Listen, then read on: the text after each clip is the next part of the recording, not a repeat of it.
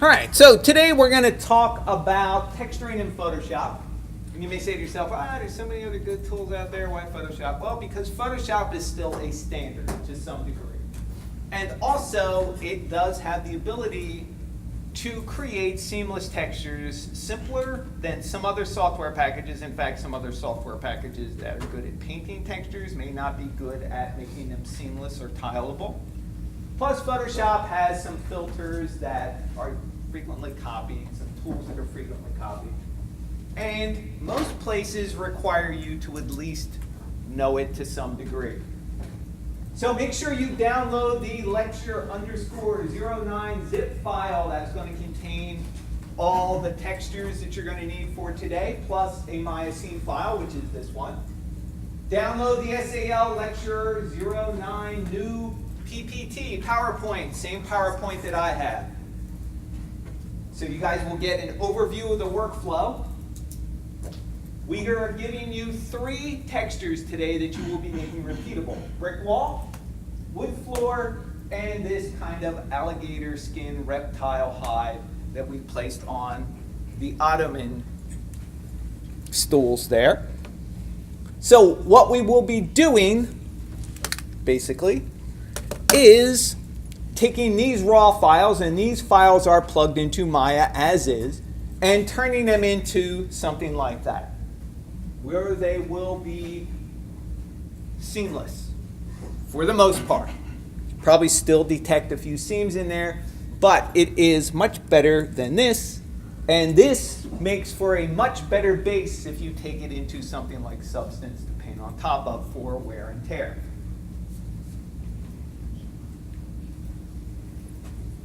So if you did not bring a tablet, it'll still work with a mouse. I forgot mine. All right, office hours, Wednesday, 11 a.m. to 1 p.m., 2 to 4 in my office. Friday, I found the lab. Even though technically we will be done class on Thursday, I'll still be in there for a couple hours. I will be from 11 to 1 in 4B, room 132. Don't forget, there's the integrated learning number 9 on Tuesday. We're getting close to finishing.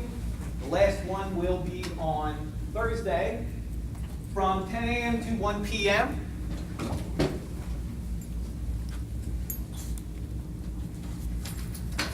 All right, if anybody needs an attendance check on hours, see me after lecture.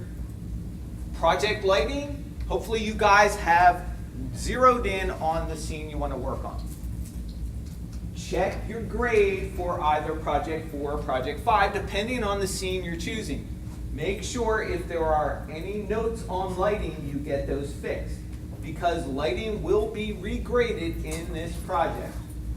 We expect, soup to nuts, or however you want to look at it, it's going to be the whole package, all the way from lighting to materials to textures, and also the way you turn it in. So if you have any questions, let us know. Right around next lecture lab, you should be at a point where you're going to start to want to get a little bit of a critique. How does my lighting, how do my materials and textures look? So we're going to give you critique if you want one, and critique it basically as a whole. How well does your scene match your look development reference?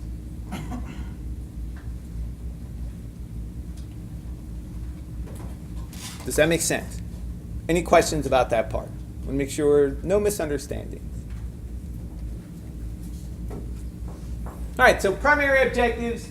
What is appropriate reference?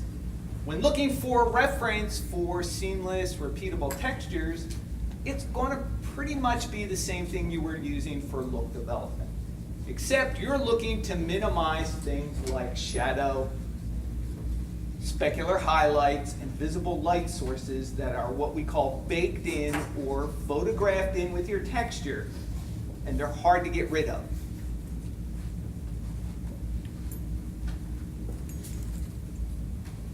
So for example, flash photography, the devil,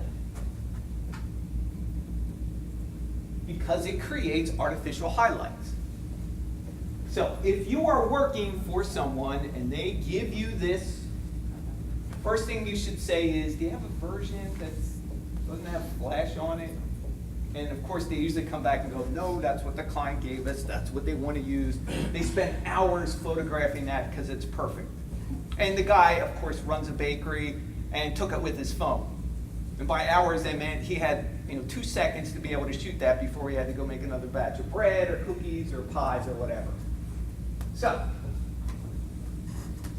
if you get something like this and are making it in 3D, because you're going to do a virtual walkthrough on the web of the bakery, from counter to back where the kitchen is, or the ovens are, you are probably going to have to take that into Photoshop or some other image editing tool and get rid of those, which means some clone stamp work, some color correction, because Flash tends to make things a little on the warm, kind of orangey side. Color correction as far as the bread itself goes. Probably get rid of the background to some degree. Likewise, if you get an outdoor shot and you have built-in shadows. So if you're trying to make this into a seamless wall, it's going to be very difficult because all these shadows are going to create noticeable landmarks. Your eye's going to pick them right up as soon as it starts to repeat. Ideally, you would never get this. But if you have to have something like this, make sure at least you can get them to take the picture when it's an overcast day. Why an overcast day? Yes. Sun, shadows are minimal. Sun's usually behind the clouds, right? Indirect light means very soft shadows if there are any. Good. That's exactly what you want to try to get. If you're trying to shoot your own reference, and you have to go outside for textures, try to find a day where, or wait for the sun to go behind the cloud, where you have minimal direct light shadows. May not always be avoidable, but it will give you the best result. And as far as reflectivity goes, you want to make sure that anything like that brushed metal, you can make that in a material. You do not want to try to reflect your environment along with something that's already got baked in reflections. You're going to get conflicting looks in your scene. Light sources are not going to match. It's going to be horrendous.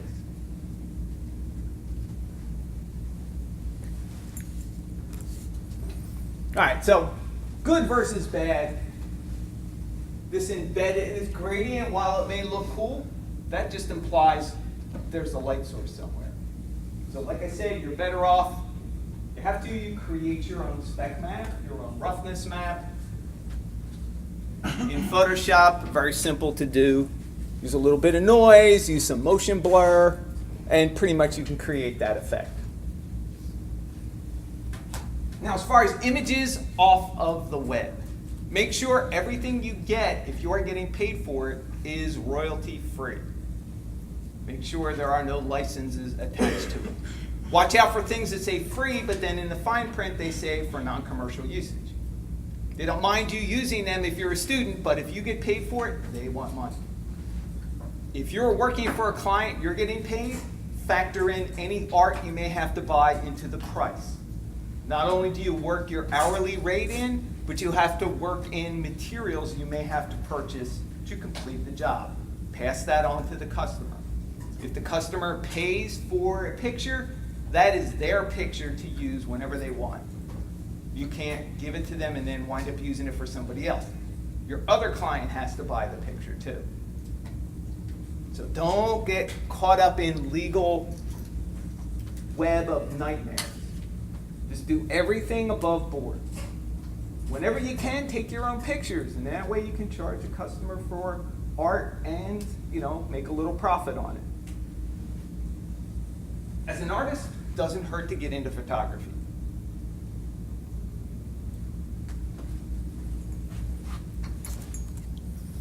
Right, so we already went over Photoshop a little bit last time. Main tool set, left side. Anything with a little arrow in the bottom right of a tool implies there are more tools like it. So if you click and hold, it will give you a drop down of tools that are similar or related. select a tool. Across the top under the main menu, you get tool options, which are a lot like Maya attributes. Layering, this is the real power of Photoshop. In fact, every other program that does texturing is based on a layering system. We also have what are called blend modes, which allow us to blend layers together using bits of math that do things that are common that we want them to do. We'll get into that next lecture when we talk about layering in Maya versus Photoshop. They have similar blend modes. Photoshop's got many more blend modes because it is a much more powerful image editing tool. But Maya has basic blend modes, which are basic compositing flags, we call them. All right, so blend modes, layers, visibility, opacity, that's all built into these layers. Channels, as I mentioned, channels keep track of what you have. If you have a black and white image, you've got one channel, you've got black and white. If you've got full color, that's usually red, green, blue. If you're working for print, that red, green, blue is going to be converted to, anybody know? Yep, CMYK. Go to print, got to have a special conversion. Make sure in Photoshop, if you ever do print work, I do print work, you got to make sure you got the right model or set of parameters to convert it properly from RGB to whatever printer you're going through. So that also gives us the ability to also have an embedded alpha channel. Alpha channels are basically opacity maps that allow us to control transparency. Photoshop is very good at that also. Another thing to consider when you're working with textures is, do I need to tile it in two directions, or can I get away with a single direction? In the case of doing something like a wall, very crude kind of sci-fi wall here, right? That seems to be intact, will work as is. We just may need to repeat it in one direction in U as it goes around. Something like a floor, tiles on a floor. You probably want that to repeat in both directions, U and V. When in doubt and you don't know what you need to do, it's probably better to make it repeat in both directions. This way it will work if you only use it in one direction. Because there's nothing worse than you spending hours working on something, make it repeatable in one direction. Your boss comes in and goes, hey, we're going to put that on the floor instead. So now it's back to the drawing board to make it repeatable in the other direction.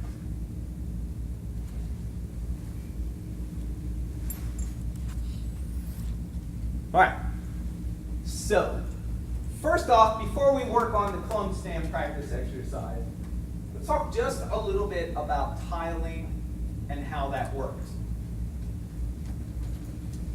So for example, in Maya, last time we talked about having something called a place 2D texture, which controls the repeat of a texture in UV space, right? We repeated it in U, we repeated it in V. If you keep the U and V numbers the same, you will get a proportionate scaling and repeating. If you change the numbers in one direction or the other, it will stretch it, just like it will do to any picture. So for example, let me just make sure this is still working. Good, okay.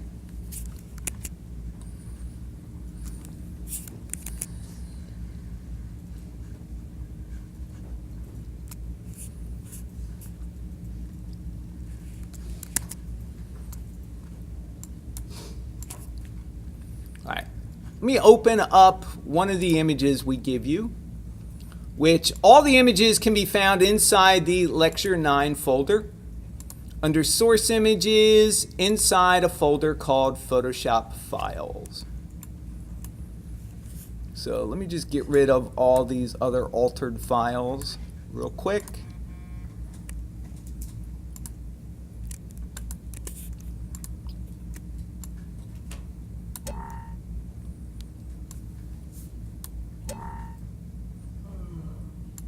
Don't yawn. If I can't yawn, neither can you.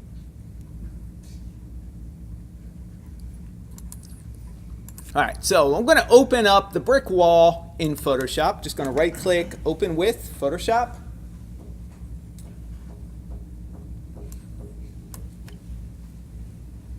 Now, when we go to tile or repeat something, we slap this onto our geometry. We realize the bricks are huge. They look like cinder blocks rather than small bricks.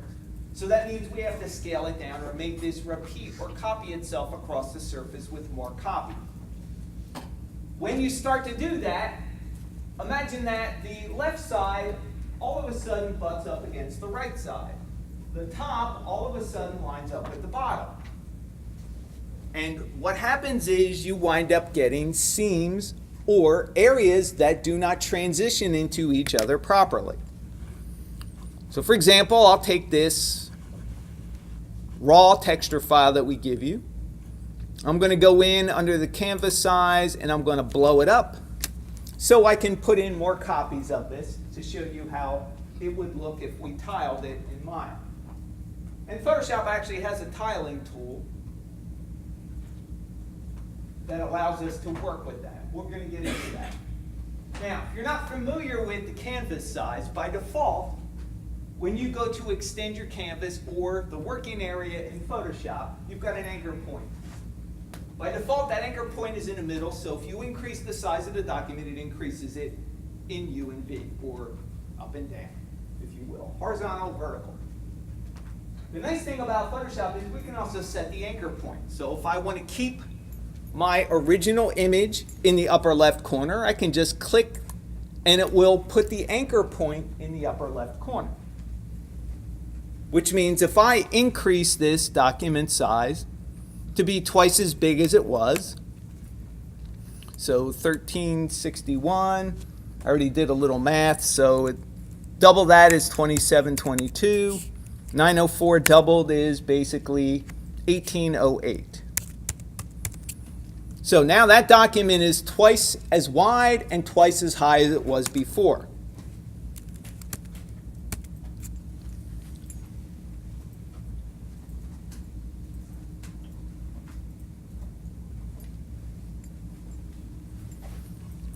So what happens at this point is I'm going to select just the brick.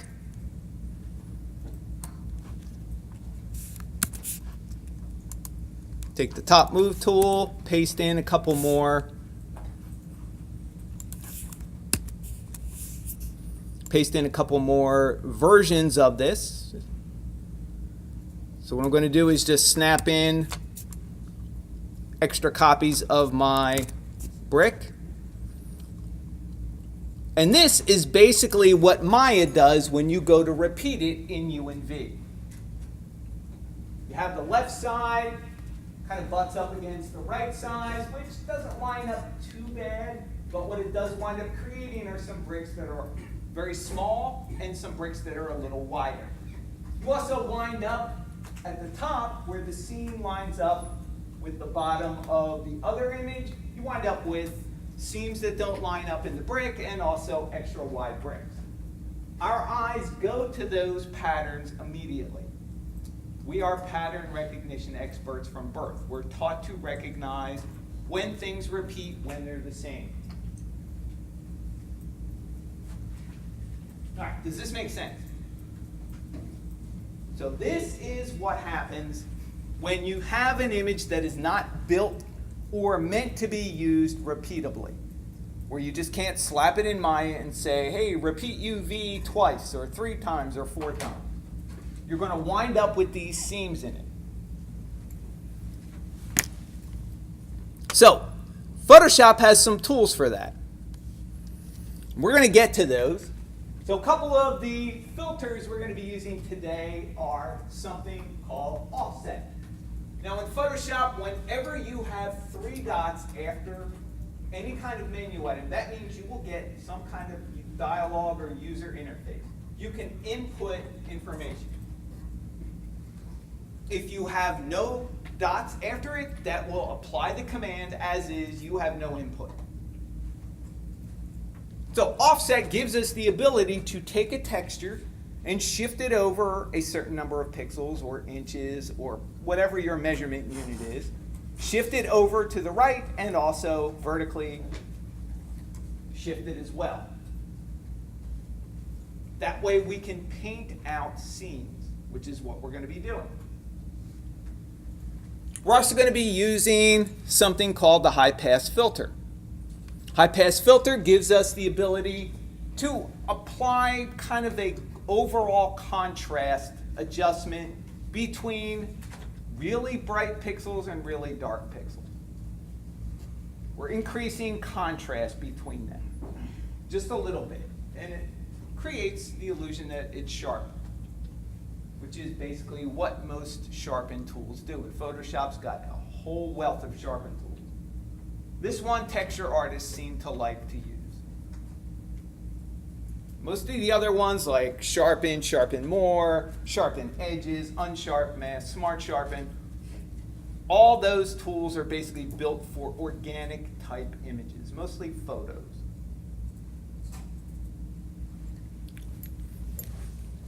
All right, we're also going to be working with selection tool here. If you're not familiar with that, you can basically left click, select an area with a rectangle, an oval, a single row. We generally use the default rectangle unless you need a special shape.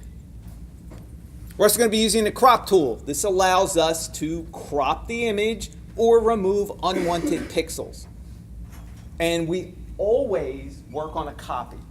Never work on the original. Everything I'm going to show you in Photoshop today is what we call non-destructive, which means we keep the image or the original pixels in the image unaltered as much as possible.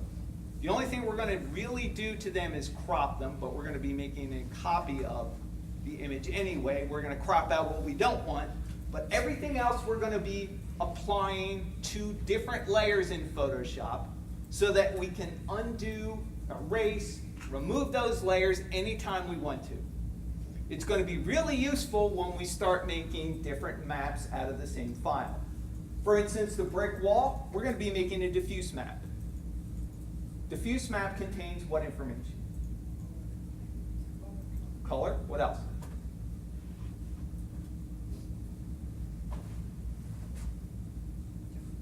Visible texture. Okay, whenever you need more than one color, basically. We're going to be using that same file to create a displacement map. We're actually going to change the geometry or render time. To do that, we need to apply a whole bunch of different things to this to get this to the point where we can use it. Because you don't need color information for a displacement map. Plus, if I understand how displacements work, they work the same way as bump maps. Anything that is white or light looks like it gets pushed outward. Anything that's dark or black recedes. If I try to use this as a displacement or even a bump map, the grout is going to look like you've got an Oreo cookie and you've squeezed it and all the cream comes out. Or ice cream sandwich when it starts to melt, you squeeze it as a kid and all the ice cream comes out and you lick the edges off of it. All right? It's going to give me the reverse of what I want. So we apply what are called adjustment layers. Adjustment layers allow us to use filters, but those filters are only applied to the layer and only affect what is underneath the layer. I've got my different layers here. That gives us the ability at any point to turn layers off and on, to disable that, and to basically erase on a layer anything we don't like. We're also going to be using the clone stamp tool. Clone stamp tool is probably one of the biggest things to use when you're making a seamless or repeatable texture. When we crop our image and we start to paint out or clone stamp out some of these areas that are, errors from whenever we tried to line them up, we have color differences, we've got, distinct difference between two different sides where we can kind of minimize all that. Clone stamping. Also, we're going to get into using the healing brush a little. A little different between clone stamping and healing brush. Healing brush does a couple of extra things, which we'll get to in a second when we demo and you guys get a chance to practice with the clone stamp if you've never used it. So those are pretty much going to be the tools we use. I'm going to show you a couple of tricks, also some workflow things.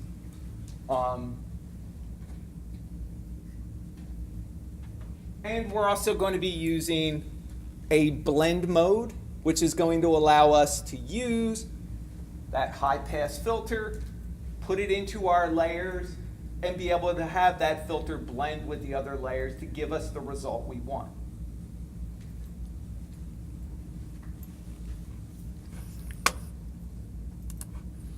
All right, first off, don't want to save that.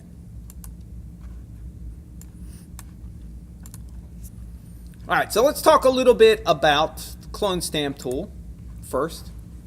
If you're not familiar with the clone stamp tool is actually a fairly simple thing to understand. It's basically a copy-paste tool, but instead of copying, it actually samples a range of pixels and stamps that range of pixels onto an area you define. So the way the clone stamp tool works is you hold the Option key down, hover above the area you want to sample pixels from, and it turns into a little bullseye.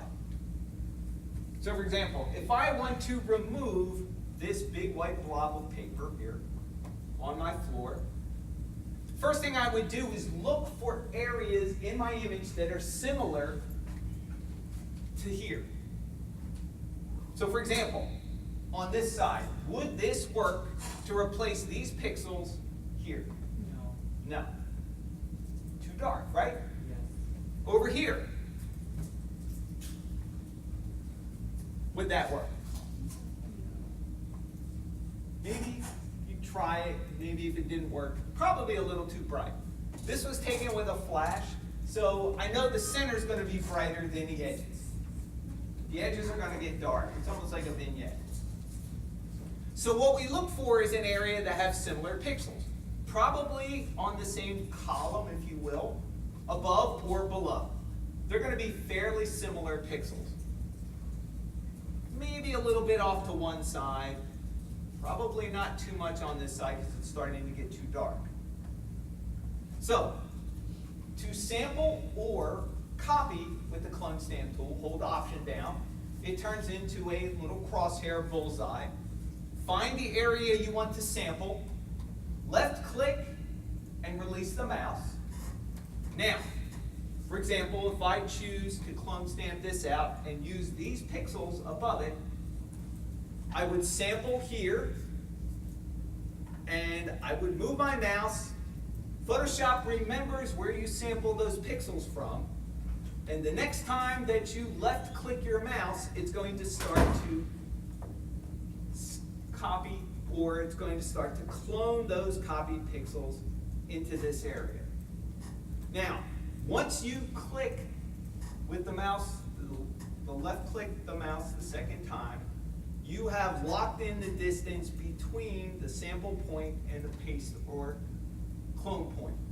So if you move it around, it maintains integrity.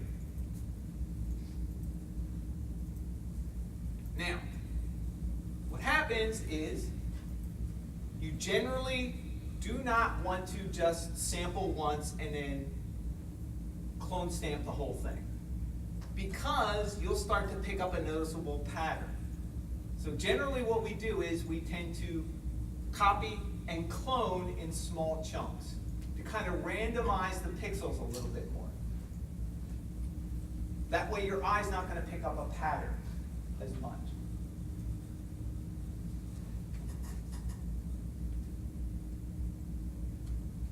Now, the difference between the clone stamp, first off, did that make sense? Anybody? Any questions on clone stamp? When we get into it, it'll actually feel a lot better. Now, the difference between clone stamp and healing brush kind of works the same way. But the difference is with the healing brush, what I can do is, say for example, I want to start to clone out this kind of brass access cover here. So I pick pixels around it, like right here, that would work to kind of start getting rid of the edge here. With the clone stamp, it will just plop these pixels right on top, cover it up completely. With the healing brush, it looks at the pixels where you copied from, looks at the area that you want to clone to, and it averages the color between the two. So it kind of interpolates or tries to blend that color in. So healing brush is real good when you're trying to transition one set of pixels into another, but not necessarily replace them. All right, so open up the clone stamp practice JPEG, which again can be found in your Photoshop files.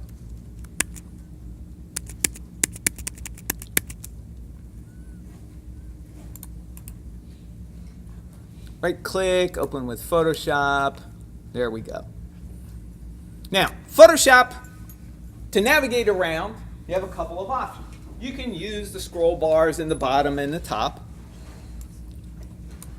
If you hold the space bar down, that gives you a hand in Photoshop, and it allows you to pan around just by left clicking and dragging the image. So again, space bar will give you the hand tool, which will allow you to pan. Shortcut keys for zooming in and out of Photoshop are Command plus and minus on your keyboard. Command plus enlarges it in predetermined increments. You can go all the way up until you get to pixels, which is 3200%. You can also zoom out to the size of a postage stamp if you so desire. Sometimes that's real good for just looking at your work for contrast, for looking at it for appeal. Because if it looks good there, it's probably going to look pretty good full size. Now, a couple of things for the clone stamp tool. First off, you want to save your image first as a working copy. Do not work on the original. So first thing I'm going to do is save as, and instead of saving it as a JPEG, I'm going to save it as a PSD file. First thing you guys should do whenever you get an image off the internet and you've got to work on it, throw it into Photoshop, save it as a PSD. Why? Yes? You can come back to it later. Yes? PSDs save layer information and changes information. Yep, layers, changes, come back to it later. One other important feature. Yes? No compression. Yes, no compression. Or any compression applied in Photoshop, it can uncompress at almost a lossless rate. Now, we talked a little bit about file compression the first day. Anytime you grab an image off the internet, most of the time it's going to be a PNG or a JPEG. If you open it up, work on it in Photoshop, save it as a JPEG, you are compressing a compressed image. Because when you go to save it again, it's going to recompress it as a JPEG. So every time you open and save, you are compressing a compressed file already. Which means after about 10 times, you've degraded the file by about 50%. So the whole idea is save it as PSD, you get layers, you get virtual uncompressed files. So I'm going to go down, change the format to Photoshop. Excuse me, sorry. I had an emergency. My mother's at the hospital right now. Okay. But You got to leave? Yeah. Okay. Thank you for letting me know.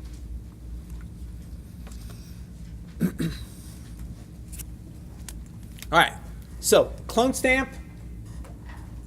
Open it up, save as, PSD. Another good practice is to give it a name, give it a number, give it a date, give it a time, whatever makes sense to you, version, call it working, whatever you want to call it, just so it's got a unique name and you can get to it when you want to come back and work. So now I've got a PSD. Now, anytime I create a layer, I save it, it will save the layer information, it won't compress my file anymore.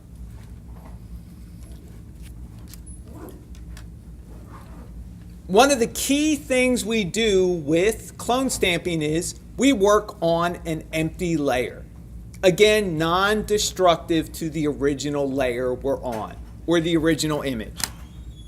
To create a new layer in Photoshop, down at the bottom, underneath layers, next to the trash can, there's a little page icon that's got an upturned corner. If you click on that, that will create a new layer, throw it on top of your original layer. That is going to be your working layer for cloning. Now the clone stamp tool is generally found, let's see, 1, 2, 3, 4, 5, 6, 7, 8, 9. It's usually 9 tools from the top. Your order could differ, but it basically looks like the name implies, a bureaucratic stamper, rubber stamper that you would see somebody stamp paid on a check, or, they would put a stamp on there for initials. Getting something notarized, they use stamps all the time. All right, so if you left click and hold, you'll see we have clone stamp and we have pattern stamp. Clone stamp is what we want. Clone stamp uses the same model as a brush.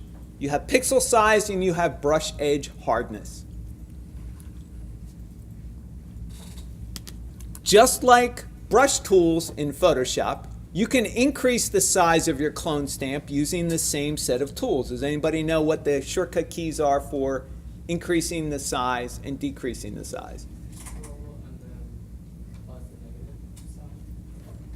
Close? It's actually the brackets, left and right bracket. Left and right bracket? On your keyboard, yes. So if you choose right bracket, you'll see it will increase in incremental sizes. Left click, left bracket, once you get below 10, it starts to go in 1 point increments. Now for clone stamping, we want to have a brush hardness edge of 100%. You do not want fuzzy pixels on the edge because your eye will be drawn to them. You'll have a bunch of crisp pixels and all of a sudden you'll have blurry pixels around the area that you have just repaired. So, hardness of 100%. The size of your clone stamp is going to be determined by what you're trying to cover up. Keep the mode at normal. That means when you clone stamp, it's going to cover what's underneath of it. We don't want any special blending. Opacity, 100%. Flow, 100%. If you guys have been altering your brushes for sketching in Photoshop, you usually keep the opacity and flow low so you can build up your edge. Well, this we want to just plop it right on top. The most important tool option is changing current layer to current and below, and it's next to sample. It's right about midway in the interface. It'll say sample, colon, there's a drop down. You want current and below. What that means is, since you are using multiple layers, it will allow you to sample below and stamp on the current layer. That's what current and below mean. If you do not have that changed, you will not be able to work or be able to utilize multiple layers. And Photoshop is pretty smart. Even if you've got a couple layers there, it knows where the base layer is.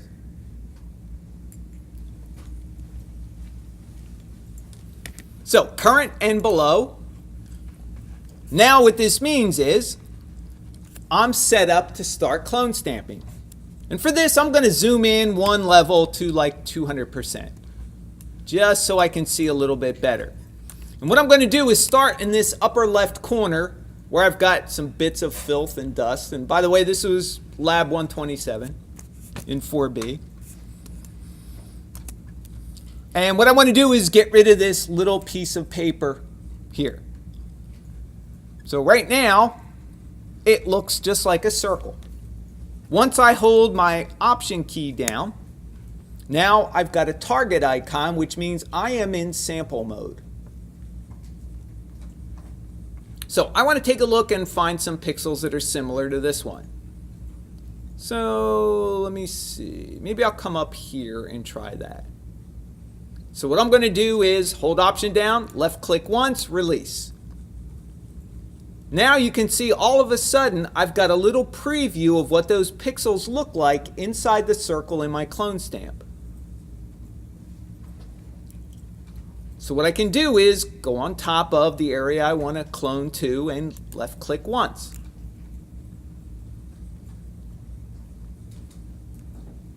Now that is on my layer 1. So if I turn layer 1 off, I still have my original pixels underneath. So now I want to try and go and do a couple other spots. Just go through, work on the small areas first.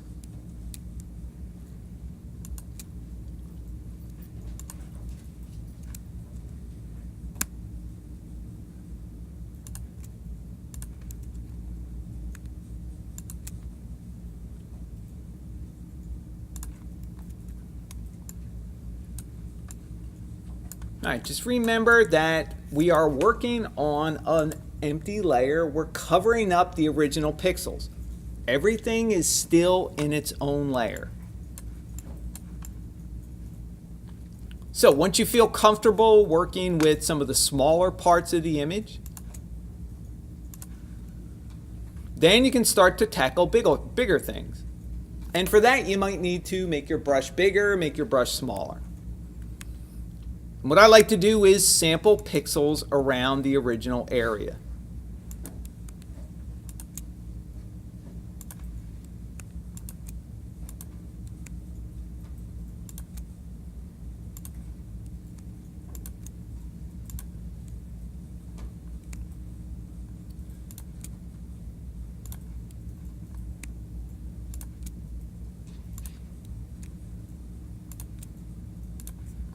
To try and cover it up. Now if I find one that's a little too noticeable, I'll just Z back one.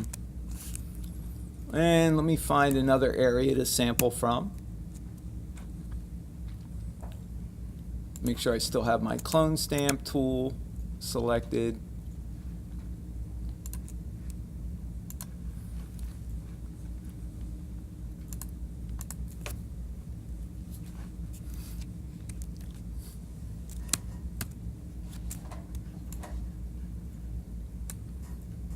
All right. Any questions about clone stamp so far? Does that make sense?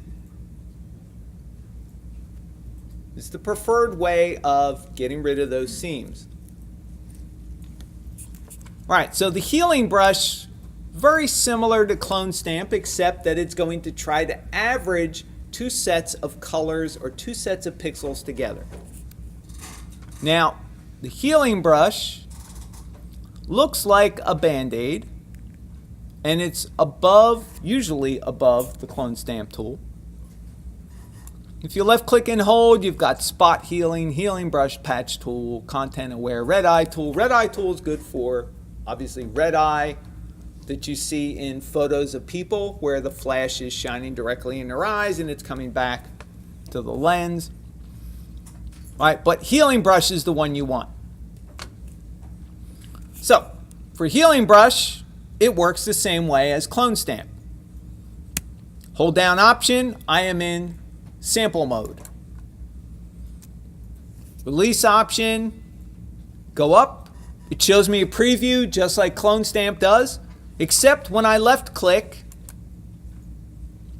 instead of it covering completely, it averages the two sets of pixels together. So now, instead of it covering up with just carpet, I get this rusty looking edge to it, which is maybe something you want, but maybe not necessarily when you're trying to clone something out completely. Like I said, it makes a very good transition tool. If you're, what's that? There was 2 bricks, similar color, but Yes. different tone. Yeah, just a little bit of tone, that'd be probably perfect for the healing brush. Because then it'll average the 2 colors together and make it transition, instead of being a straight line, it'll make it transition better. Yep. You guys will find that out when you get to the floor also, because there's going to be big color differences. We've got light areas of wood, darker areas of wood, just because of the way the wood grain is. It works well for that also. So like I said, it's probably going to be the bulk of your touch-up work is going to be with the clone stamp, and then you'll come in with the healing brush and touch up edges that maybe are a little too rough for the clone stamp, or you're trying to transition from one set of pixels to another.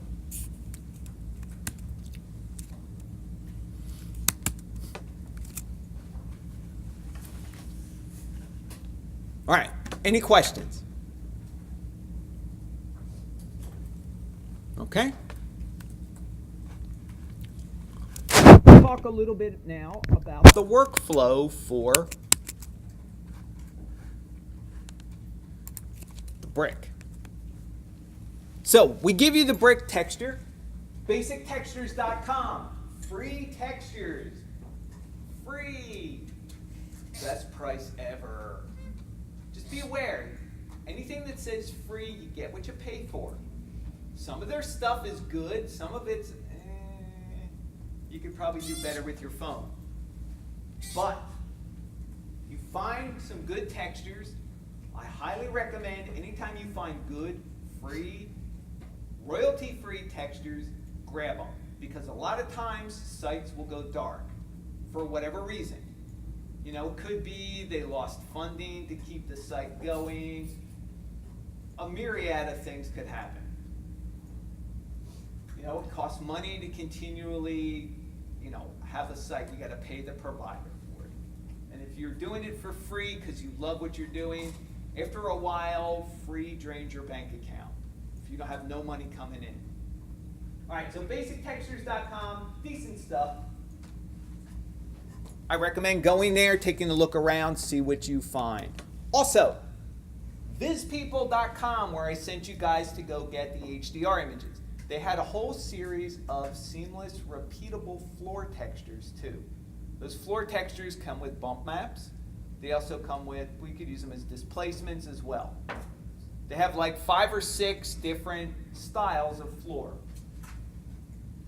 You can go back there and use them as long as you're not making money off of it. So the first thing we're going to do is we're going to crop it. Now, the brick wall is probably the simplest one to start with because mostly straight lines and right angles. Bricks, rectangles usually. Rectangles, squares, straight lines, right angles. When we are cropping, we are looking for as much of the original files we can get. And we always crop, when we make repeatable, we crop it and keep it square. What does square mean? What is it? What does square mean? Yes. Pixel size is square numbers. Pixel size square numbers meaning height and width are the same. Because it's easier for the computer to calculate a square than it is for an odd number. Oh. And especially when you're making it repeatable, you're just taking the blocks and plugging them in. Does that make sense? Yeah. Now, Photoshop's crop tool has the ability to keep it square, maintain a square, what we call aspect ratio. So you can make it big or small, but it maintains that same ratio of 1:1. Width and height, the same. When we crop, we're looking to get rid of the watermark. You don't want that in your repeatable texture. You also don't want to have to clone stamp that out. We are also looking, since we know the top and the bottom line up, when we go to crop, we are going to crop it halfway between the grout. This way, grout will line up with grout, and you don't have to worry about trying to line up brick to brick. So we always try to maintain as much of the image as possible, so this is not a full brick at the bottom, not a full brick at the top. It's cut off. I try to find, personally, when I do this, I try to find a left edge that I can maintain decent relationship with. What does that mean? Well, I try to find an area where I can crop between the grout as well. If I can get more than one area, that's even better. But what I'm looking for when I'm going to crop is, all right, so I'm cropping halfway here. On the other side where this is going to line up, does it do the same thing? Also, if I've got a partial brick here, when I line it up on the other side, do I have a partial brick on the other side? The answer so far is yes.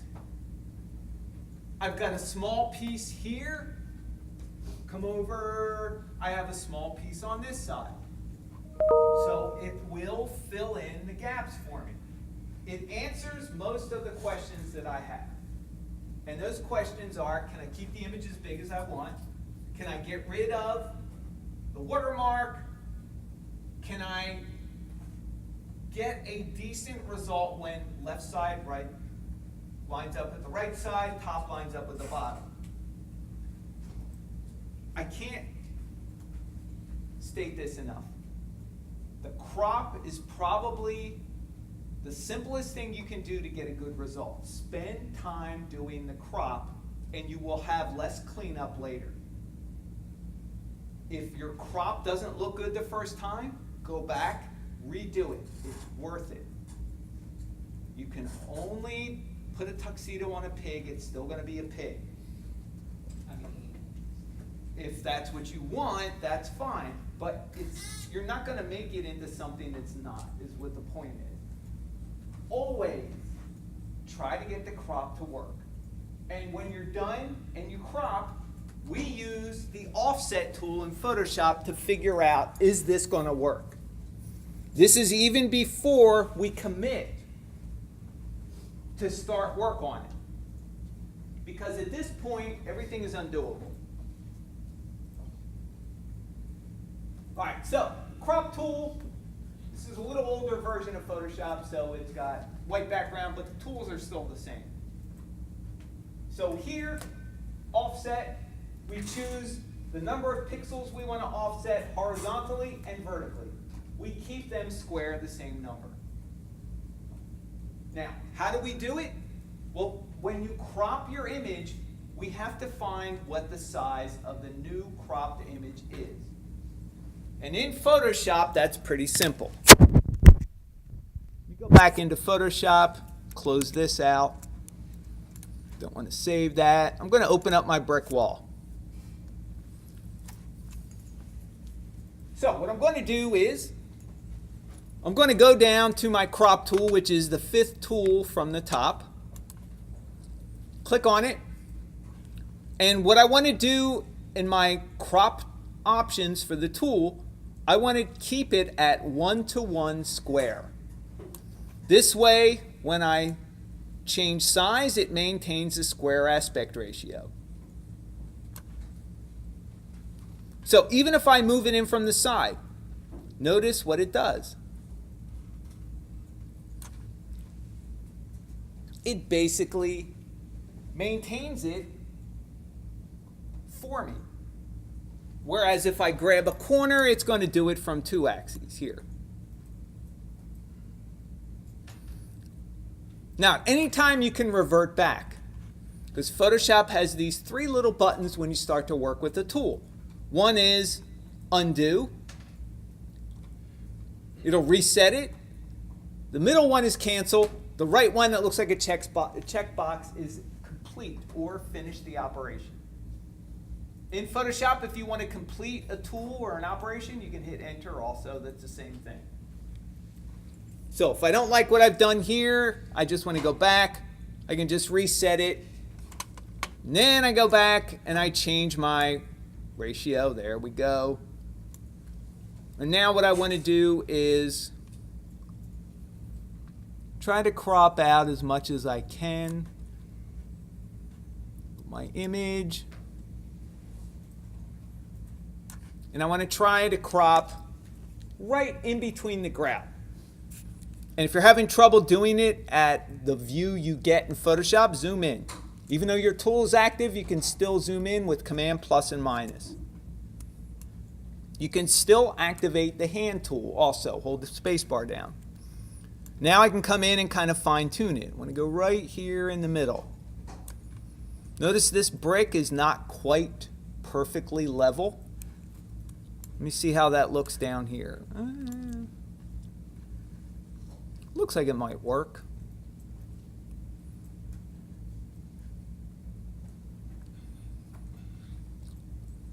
All right, so I've got a little bit here on this side.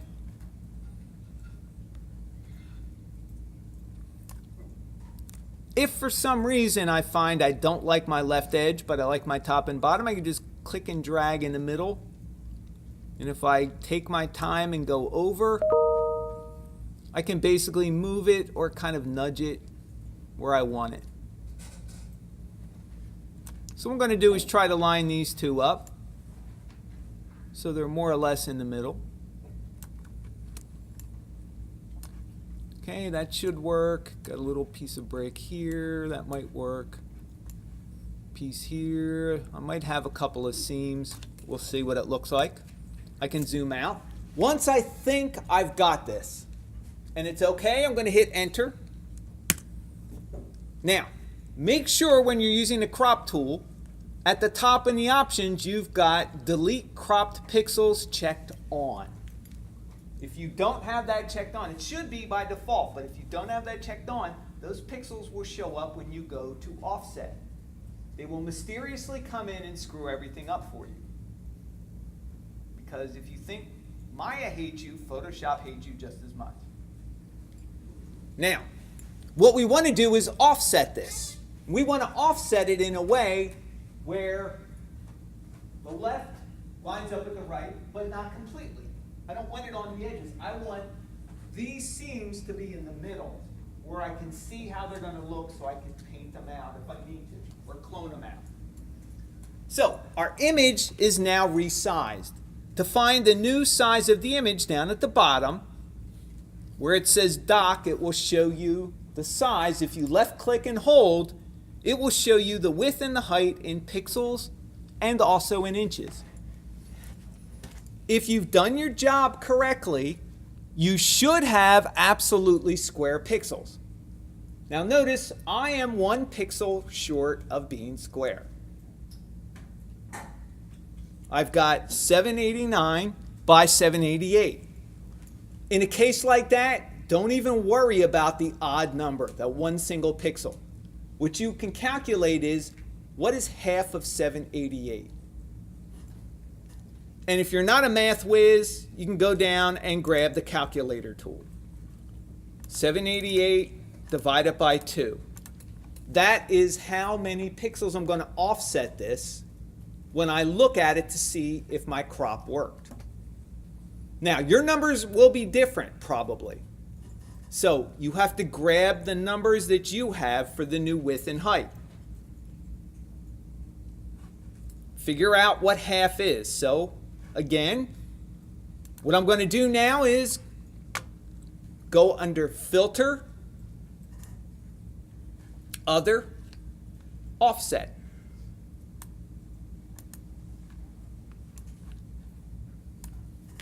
And my numbers were 394 by 394.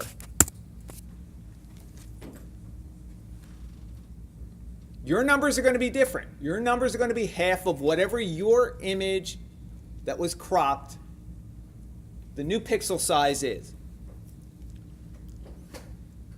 Now at any time I can click cancel, but what this is doing is shifting over my seam into the middle, and it is also shifting it down halfway.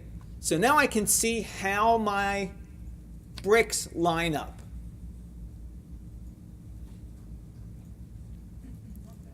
What's that? Not bad. Yeah, if you've done it right, they should not line up bad. If yours sort of looks like mine, I've got at the bottom and the top, I've got this little piece of brick that's extra, that's fine. As long as the middle part, the bulk of it, looks pretty good. If that looks pretty good, you did a pretty good job cropping. If it doesn't look this good, or you've got a lot more problems in the middle, cancel. Go back to before you cropped it and recrop it again. It's worth doing it 2, 3, 4 times if you have to save yourself time. Yes? Offset is under Filter. Go down in the Filter menu to Other, and it's the last one on the bottom under Other. You're welcome. And also, don't forget that this whole workflow is in the PowerPoint that you guys can download.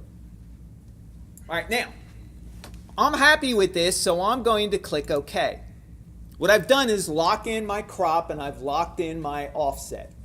At this point, I probably should have saved a while ago. So I'm going to save now in case anything happens. So brick wall texture PSD, I'm just going to give it my name just to change it from the original.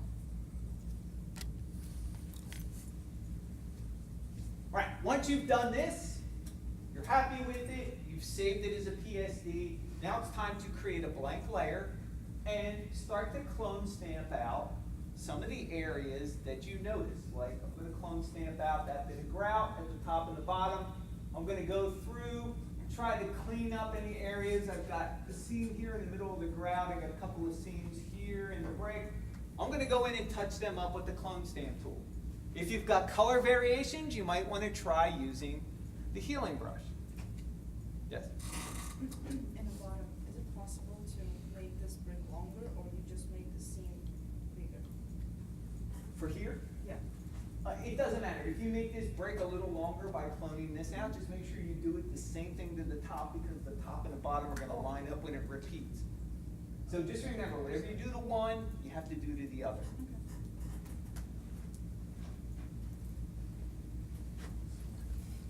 All right, now, as I mentioned, workflow should start with brand new layer.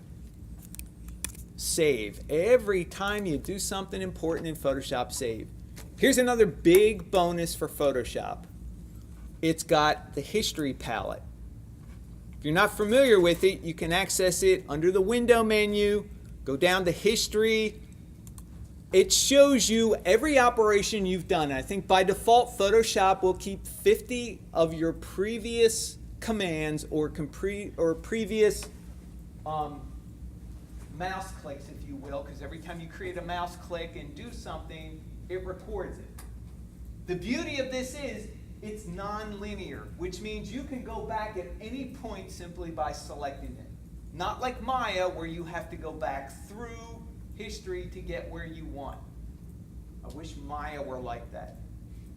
If anybody's ever heard of an old 3D tool called Softimage, it was by a company XSI. It was very much like Maya, but they had that feature. They had non-linear history. You could just select it, it would tell you what you did. Oh, I modeled that, I beveled it. I want to go back to the bevel. And you would click on it and it would go back in history.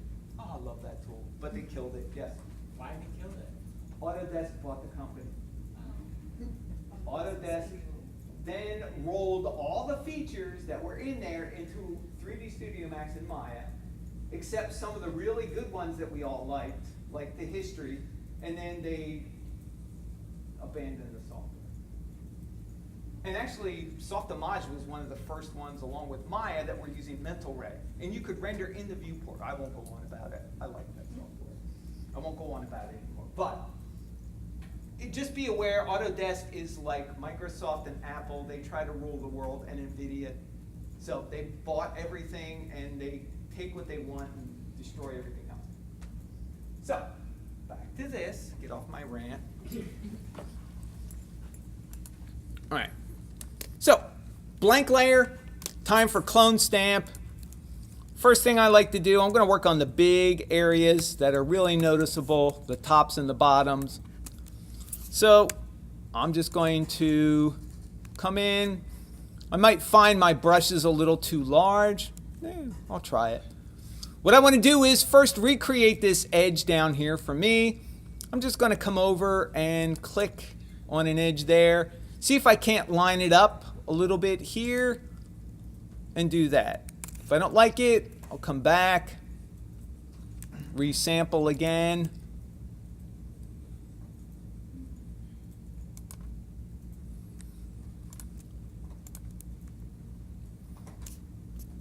And if I find it's still too big, there we go. Just downsize it just a little bit.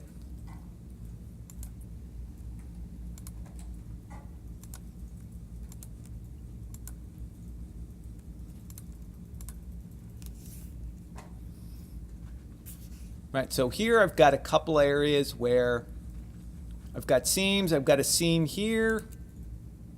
Probably just come in.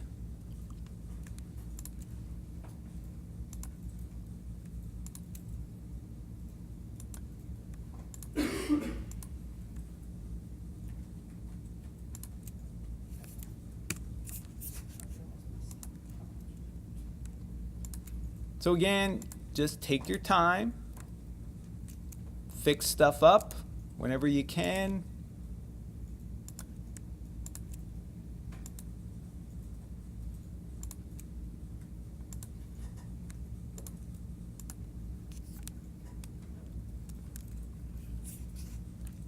Maybe I try the healing brush on some of my areas here. Again, healing brush has got its own size. So when you select the tool, it's going to be whatever you used last.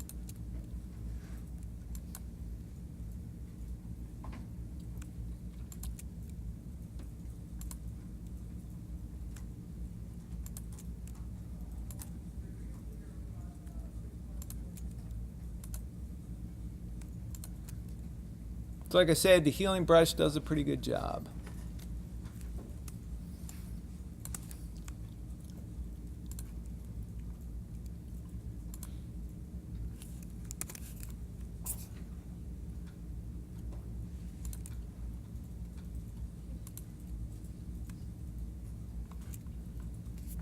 Right, if I find I don't like the healing brush, I'm just going to go back to my clone stamp, especially for something like this.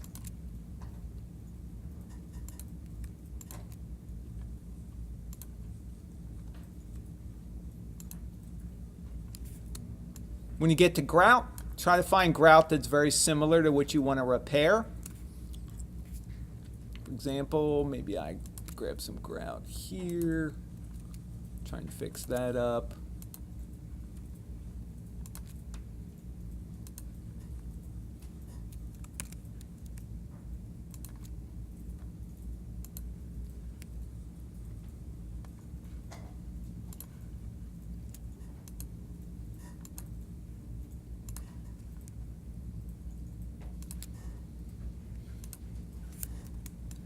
And just go in and finish.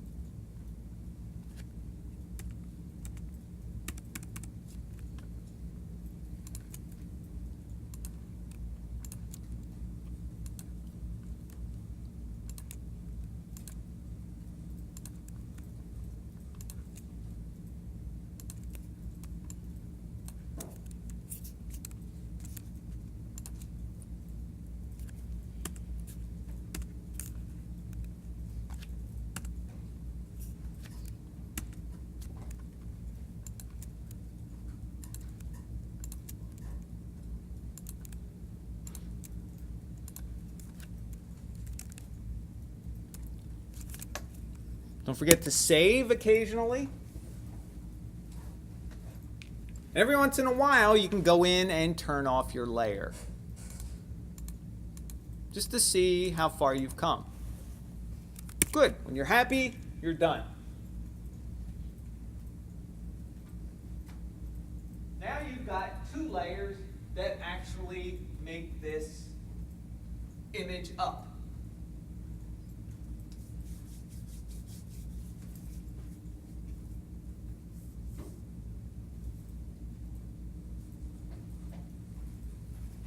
Anybody have any questions so far? Yes. How to turn off the option that in the stamp tool where it follows you, like when you pick a part and when you move it, like and it follows you. You can't. As long as you're in that tool, it's going to do that. No. You mean you can? I could. I just forgot. It's like I picked this part of brick like corner, and I want to do multiple corners like below. So I don't want it to follow. Like I want to pick it from this. You just have to resample again from another area. So there's no like I just want to copy from this part again and again. No, because as you move, it's going to change the position. So if you want to copy, say you want to copy from this corner multiple times, right? You want to use this corner to repair this brick for whatever reason. You're going to, initially, you're going to sample right here, and then you're going to stamp here. But unless you come back and resample, it's always going to follow you around and maintain it. Is it So you possible- have to go back, resample, and then change your position. Oh, so there's no way to turn it off. No, Okay. its job is, I don't think there's a tool like that in Photoshop where you anchor your point, because you would notice the same set of pixels as you stamped it. And that is going to create a pattern in your eye. Okay. So that's something you want to avoid. Because if it's too perfect, your eye's going to pick up. All of a sudden, you got a patch of perfect pixels. That doesn't make sense. The rest of them are not perfect. All right. Now, what I'm going to do is push ahead just to keep things moving for us. So we've already offset. We've already clone stamped. Now what we're going to do is take the layers that we've gotten and combine them into a working layer for the high-pass filter. The reason we do that, because any filter in Photoshop will only work on a single layer. If you've got multiple layers, you can't use a filter. It will only apply to one layer. So what we do is we select both layers that we've created and we duplicate them.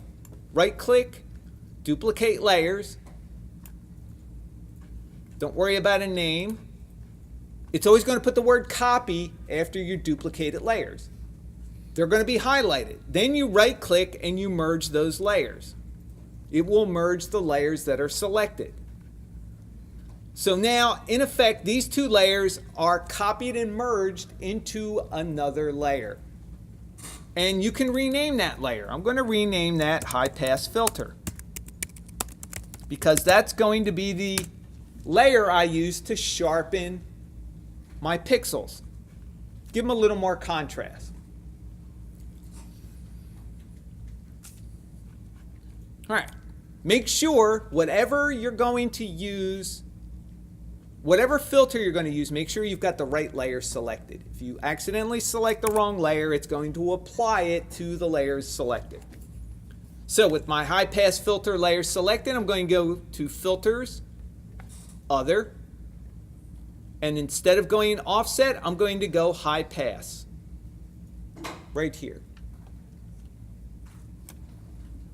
Now, what that's going to do is bring up a little dialog box, show me a picture of what looks like muddy gray or a whole bunch of mid-tone information. Midtones are basically the grays where a lot of our images have information.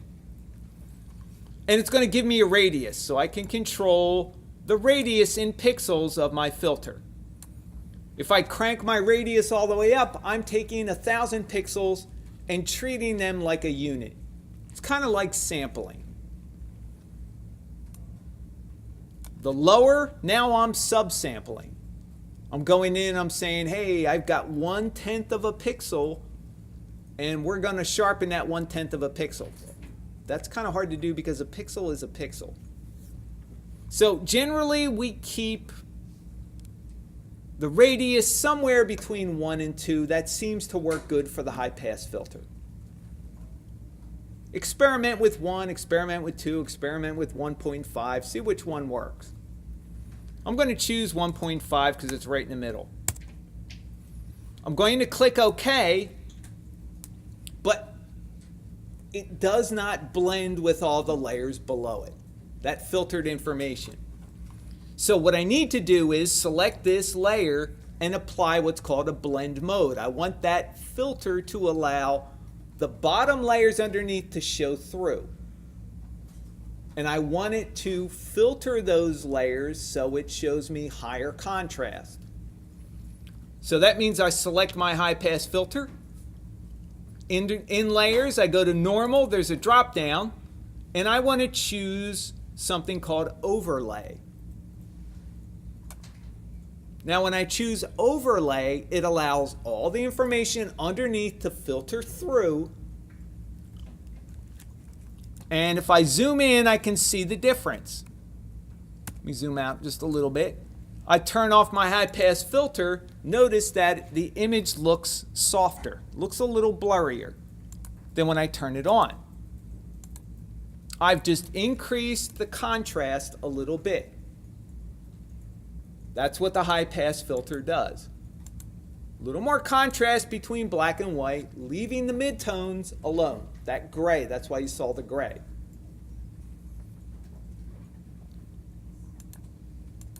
So you should be able to see a little bit of a noticeable difference. Looks a little sharper. Now this is good for textures because it applies it as a blanket across the entire thing. If you're trying to do this to a photo of somebody or an image, you would not use this tool. You would use one of the other Photoshop sharpen tools. All right. Any questions about that part? All right, so these 3 layers now make up my diffuse map. This is what I'm going to plug into Maya in my diffuse color. Now I've got a repeatable texture. I've cloned out some of the seams, and I've sharpened it just a little bit with a high pass filter. I'm saving in Photoshop because I'm paranoid. And I'm going to go up and I'm going to File, Save As. If I'm taking this into Maya, what is my file format of choice? Targa, absolutely.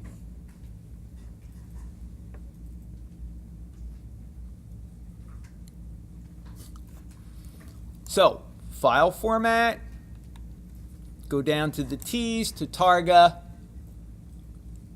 and you can give it any name. At this point, I'm going to call it brick wall texture.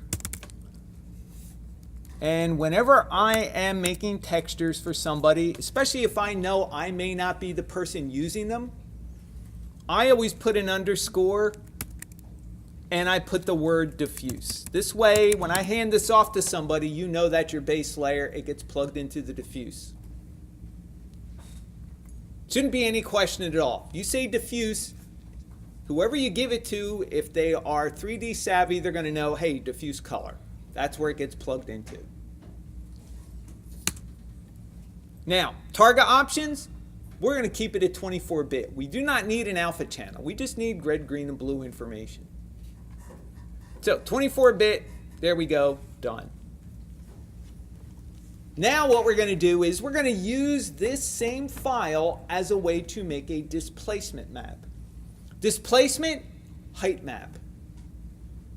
Very simple, black and white. White raises up, just like a bump map. Black recedes. If you want no change at all, that's going to be 50% gray. Flat, no change at all. Most texture artists in Photoshop will start with a 50% gray map fill. Because if you're painting height information, you paint in whites. That makes it raise up off the surface. You want to paint in creases, you paint black. Same thing with a spec map. 50% gray gives you virtually flat, sort of halfway specular, halfway reflective. You want to paint in full reflectivity, full specularity, paint in white. You want to take it all out, you paint in black. 50% gray works great. A lot of texture artists will also make the whole background, if you're doing a collage texture, which you guys have all seen collage textures, right? You basically lay all your UVs out into one area, you export it, you bring it into Photoshop, and you start throwing your images into those areas. Make it 50% gray. That way, if you are off, you can see in your model. You'll be able to see a bit of gray. You go, UVs are not covered up, or I've got something hanging out where it shouldn't be. Of course, then there's the other model where you just give it one color and hope it covers everything up if there's seams in it. All right, so with this, save. We're going to start creating what are called adjustment layers. First off, do I need color information for a height map, which is a bump or displacement? No, waste of resources. So first thing I'm going to do is create what's called an adjustment layer and convert it to black and white. Now I could go up to image in Photoshop and go down and make it black and white, but that would alter all the pixels in my scene. File, not scene. All right, adjustment layers are the circle at the bottom, half dark, half light. If you left click and hold, it gives you a pop-up of different layers with adjustments that will be made in that layer. Halfway in the middle is black and white. If you select that, it will automatically throw a black and white adjustment layer at the very top of everything, and whatever is underneath that black and white adjustment layer gets turned to black and white. You don't have to do a thing in the properties, because Photoshop has already converted your red, greens, and blues into the appropriate shades of gray. And Photoshop does it very accurately. Now, if I want to go back and work on my diffuse map, I turn off my black and white. I'm back in working on my diffuse. I can re-export my diffuse. I can do whatever I want. So turn layers off and on. Right, that part's good. So now I've got a black and white file. Now I have to evaluate it. Am I getting the results I want if I throw this into Maya for height? So what color should my grout be? White or dark green? Well, black. Black, yeah. Sorry. So I want this to be reversed or inverted. So there is an adjustment layer for that called invert. So I'm going to go back into my adjustment layers. Invert's about 3/4 of the way to the bottom. I'm going to invert it, and all it's going to do is reverse channels. So now I've got darker grout, which means it's going to push in a little. This is more or less 50% gray. That's going to be pretty flat. I've got some scratches, which are white. They're going to come out a little bit. I've got some areas that are black. They're going to be like little pock marks. Whenever they make bricks, there's air bubbles in them, just like concrete. So that might work pretty good. The thing is, though, I really want these bricks to look like they're coming out of the wall, not flush with the wall, and then have little seams where I've got grout. I really want the bricks to come out. To do that, I need to apply some kind of contrast adjustment. Photoshop's got a ton of contrast adjustment tools. They can pretty much give you all the same results. These 4 tools right here are most of the contrast tools. You have a choice of brightness and contrast, levels, curves, and exposure. I personally like levels because it gives me a histogram, a picture of what is the information that I have and where is it spread out into my whole bandwidth. Right, so at first this looks like some kind of spreadsheet from Excel. Let's take a look at it. You have 3 areas that are being measured. On the right, you've got this little slider This takes care of your highs or brights or whites. All the way to the left, these are your shadows, your darks, your blacks. The middle, this is your midtone. Notice you've got a lot of gray in here, so you've got the most information in this midtone area of a photo. This allows me to adjust and get contrast. How? Well, for one thing, I've got a whole bunch of area here in the highlights that basically has no information. So I don't get any information till right about here. And nothing significant happens till right about here. Same thing with the blacks. Nothing significant happens till I get right about here. So now what I've done is eliminated some of that high and low, and I've compressed it a little bit. So if I want to keep that, that's better. Now what I can try to do is figure out, okay, I want to get my bricks a little whiter, a little brighter. But as I do that, notice my grout kind of gets grayer. All right, so what I can do is I can crunch this even more.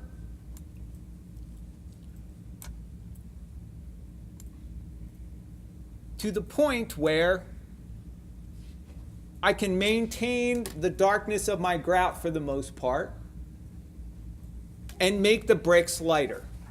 Now that's really kind of blown out on the projector. It's not nearly as blown out on my image in Photoshop. My bricks are much lighter. I do have some gray areas there, some black areas, some white areas. I like that contrast because bricks are not perfectly smooth. At least most bricks aren't. There's usually some imperfections in them. I happen to like that.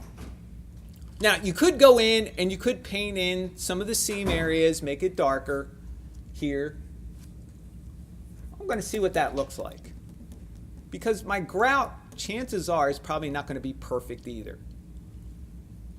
And some imperfections are going to give it a little character. All right, so I'm going to save this, and I'm going to rename that level so I know exactly what it is. This is going to be my displacement. I'm going to abbreviate it, DISP, displacement level. It's also going to be, I'm inverting it for my displacement, DISP. Same thing, making it black and white.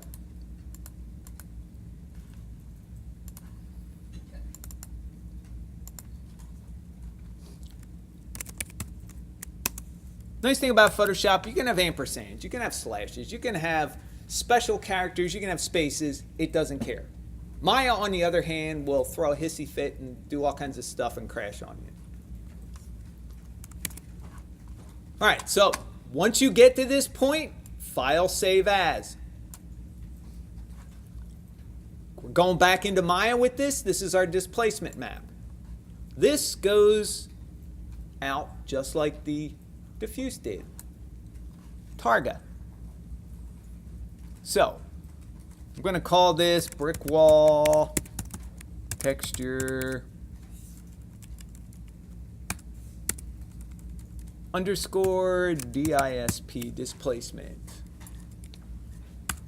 You can spell out displacement. You can give it any name you want. Just be aware. If you give it to somebody else, you want to make sure the file naming makes sense to them. Again, same Targa options, 24-bit.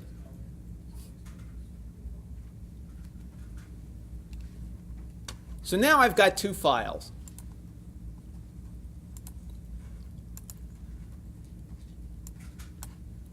I've got my diffuse and I've got my displacement. Now, when I throw these into Maya and repeat them, they will both match because they're both made from the same file. Now, there are a few tricks I'm going to show you in Maya how to make two different sets of files repeat the same by just using a single set of controls.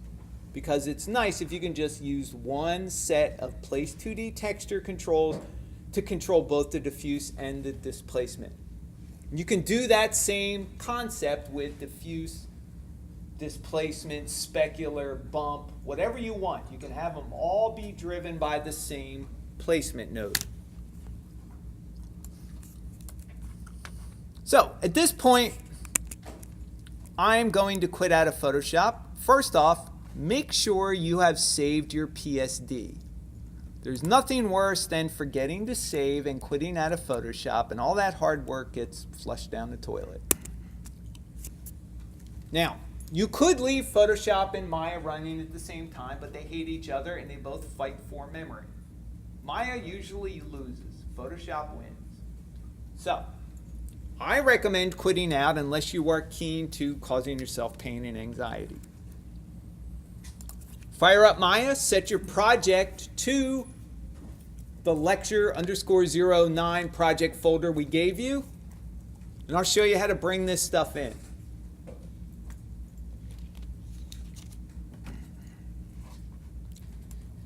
So, set project under file.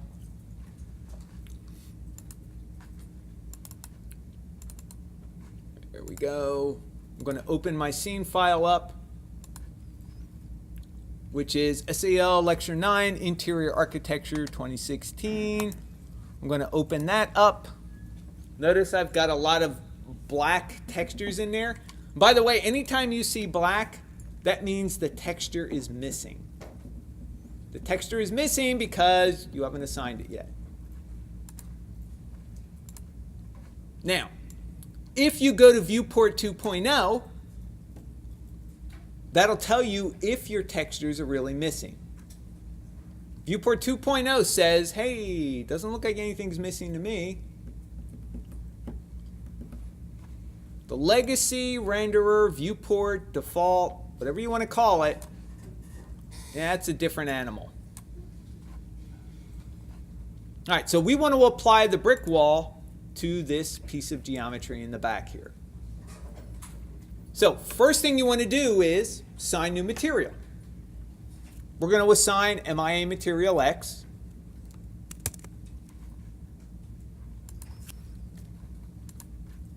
I'm going to rename this brick wall. This way I know exactly what it's supposed to be. For brick, do I need any reflectivity on it? No. Probably not. So you can usually start by turning reflectivity off. This is going to be mostly diffuse. Bricks are relatively diffuse because they have a lot of microscopic irregularities. The grout's got a lot of irregularities in it. They're not even microscopic. They're just big giant pieces of sand in there. So you're not going to see much reflectivity at all. Unless this is painted with some kind of really glossy paint, which most brick is left natural. That's part of the charm, that kind of red clayish look. All right. So far, so good.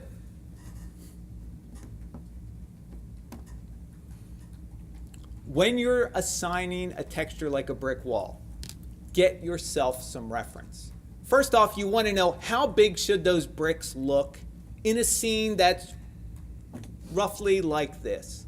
You've got a sofa, you've got a brick wall. You should be able to judge the size of the bricks in reference based on those two things. So what I like to do,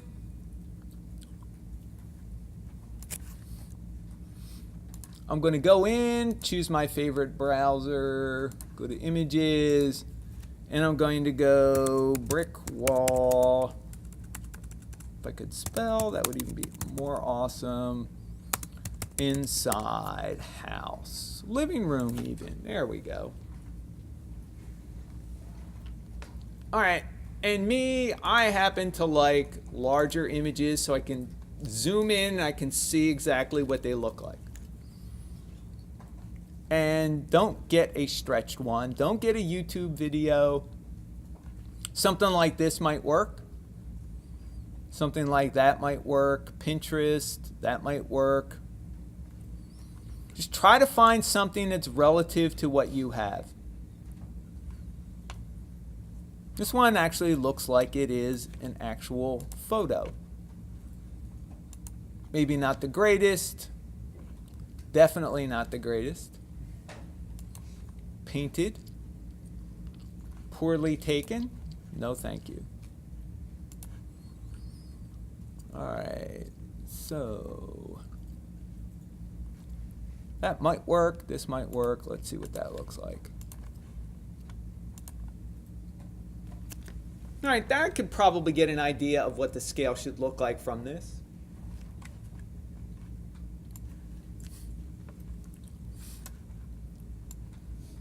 So, normally, what you would do is you would probably want to apply the diffuse first. Play around with it, get it to look good.